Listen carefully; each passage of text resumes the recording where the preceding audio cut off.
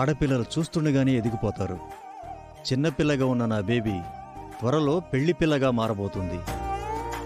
ఇక నుంచి మన ఆఫీసు బరువుని నా భుజాల మీద నుంచి దించి నా బేబీకి హ్యాండ్ ఓవర్ చేస్తున్నాను.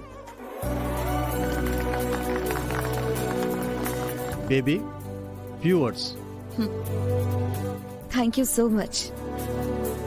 నేను అమెరికాకి బాయ్ చెప్పి బ్యాగ్ సర్దుకొని వచ్చేసాను.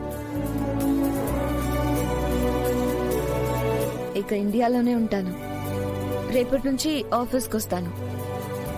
మన బరువుని బరువులా కాకుండా బాధ్యతగా భావించి చూసుకుంటాను.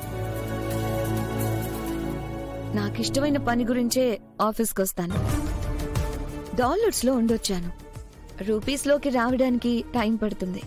బట్ నేను ఏదైనా తొందరగా నేర్చుకుంటాను.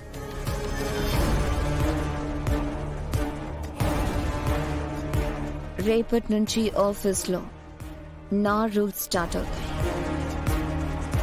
నేను చెప్పిందే వినాలి, నేను చెప్పిందే చెయ్యాలి. నాకు నచ్చితే ప్రమోషన్స్ ఉంటాయి, నచ్చకపోతే డిమోషన్స్ ఉంటాయి. మీ కెరీర్ బాగుండాలంటే హద్దుల్లో ఉండాలి. తోక జాడిస్తే కట్ చేస్తాను. నాకు నచ్చకపోతే ఫినిష్ చేయను, ఫినిష్ చేస్తాను. All the very best guys. రేపటి నుంచి న్యూ చాప్టర్ బిగిన్స్. బంగారం, మెల్లగా శ్రీకర్ పెళ్లి విషయం మొదలుపెట్టు. Okay okay. మీ బాస్ వాళ్ళ కూతురు ఎంగేజ్మెంట్ ఫంక్షన్ కి వెళ్లారు కదా, అక్కడంతా ఓకేనా శ్రీకర్? మాట్లాడవేంట్రా? కొంచెం ఇబ్బంది పడ్డాం. ఇబ్బందా? ఎందుకురా? మేం భార్య భర్తలం అన్న విషయం ఏ విధంగా బయటపడుతుందో అన్న టెన్షన్ ఉంటుంది కదా. ఇంకెన్ని రోజులు ఇబ్బంది పడతావు శ్రీకర్? తొందరగా మరో పెళ్లి చేసుకోవచ్చు కదా. అవునరా తమ్ముడు, నువ్వు మరో పెళ్లి చేసుకుంటే నీ ప్రాబ్లమ్స్ అన్ని క్లియర్ అయిపోతాయి. భార్య ఉండగా మరో పెళ్ళన్న ఆలోచన చాలా పాపమేనండి. మరో పెళ్లి చేసుకుంటే ప్రాబ్లమ్స్ క్లియర్ కావు, రెట్టింపు అవుతాయి. ఆమె బాధ, ఏడుపు అన్ని శాపమవుతాయి. ఏయ్, నువ్వు ఆగవే. మా కుటుంబ విషయాల్లో నువ్వెందుకు తలదూర్చుతున్నావు? నీ సలహా అడిగామా? నీ అభిప్రాయం అడిగామా? మరెందుకే ఓవర్ చేస్తున్నావు? నోరు మూసుకుని ఉండు. చెరపకురా చెడేవు అంటారు. మరొకరి బ్రతుకుని చెరపాలని చూస్తే మన రాతలు మారిపోతాయి. దీన్ని బయటకు గెంటేయాల్సిన టైం వచ్చింది. ఏయ్, మీరాగండి. ఇది పెద్దల విషయం, పెద్దలు చూసుకుంటారు. మధ్యలో మీ బోడి పెత్తనం ఏంటి? పేనుకు పెత్తనం ఇస్తే తలంతా గొరిగిందన్నట్టు శౌర్యకి పెత్తనం ఇస్తే అత్తయ్యను మించిపోతుంది. అత్తయ్య, మీరు మాట్లాడరేంటి? మీరు శ్రీకర్ పెళ్లి విషయంలో సుముఖంగా ఉన్నారా? నేనున్నాను, శ్రీకరు ఉన్నాడు. మంచి సంబంధం సెట్ కావడమే ఆలస్యం. ఎరా, నువ్వు ఓకే కదా? నీ జాతకం బాగుంది శ్రీకర్. కోటీశ్వరరాలు భార్యగా వస్తుంది. ఇంకాపుతారా?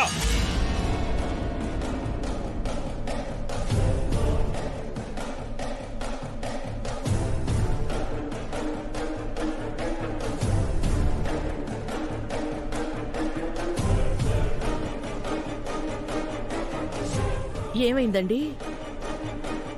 ఎందుకు రెండో పెళ్లి అంటూ చావు కొడుతున్నారు? వాడికి ఇష్టం లేదు, వాడు కన్ఫ్యూజన్ లో ఉన్నాడు. క్లియర్ గానే ఉన్నాడండి అని నువ్వు అనుకుంటే సరిపోదు వేదా? ఏరా శ్రీకర్, వాడు సుముఖంగా లేడు. పదే పదే వీడి బ్రెయిన్ ని పాడు చేయకండి. మీకు చేతనైతే అవని శ్రీకర్లను కలపండి, మరొకరికి అంటగట్టాలని చూడొద్దు.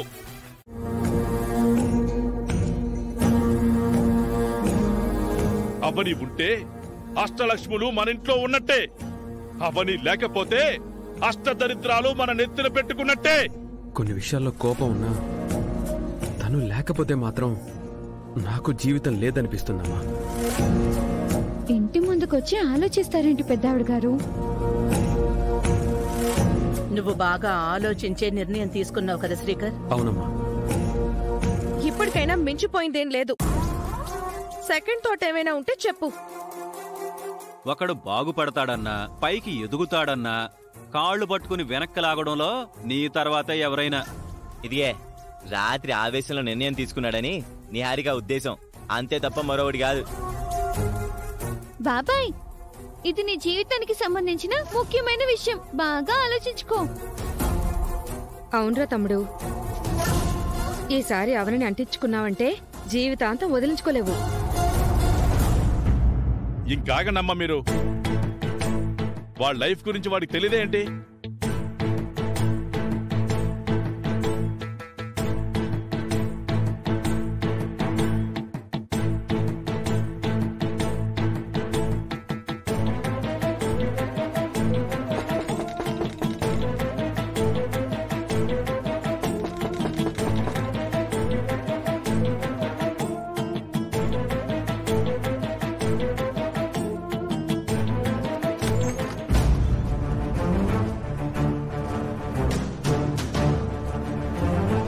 ఏంటి ఈ మధ్య అందరూ గుంపులు గుంపులుగా వస్తున్నారు?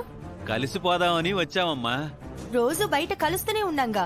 ఆ కలుసుకోవడం కాదమ్మా, మరి రెండు కుటుంబాలు మందు సోడల్లా మిక్సింగ్ అయిపోదామని వచ్చాం.